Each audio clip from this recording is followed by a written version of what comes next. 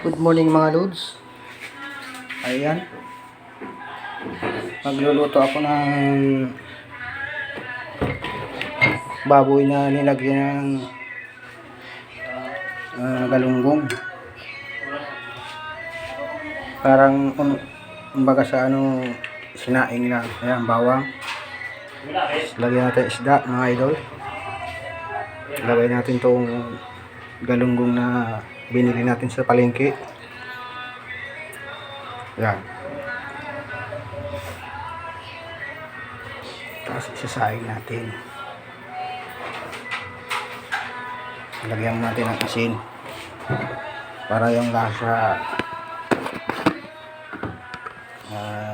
sarama. Yan. Asin. Tapos lagay naman natin itong isda.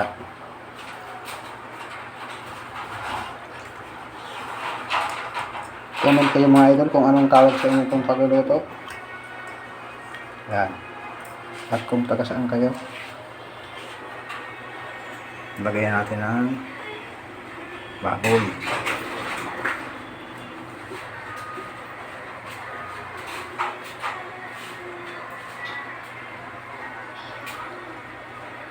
Yan.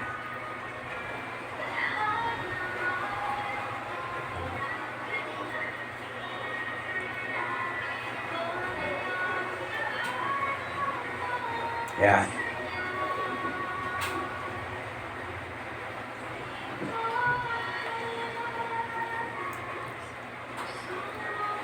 Tapos, lagyan natin naman ng asin. Huwag lang masyado marami, baka umalat naman. Yan. Ayos mga idol.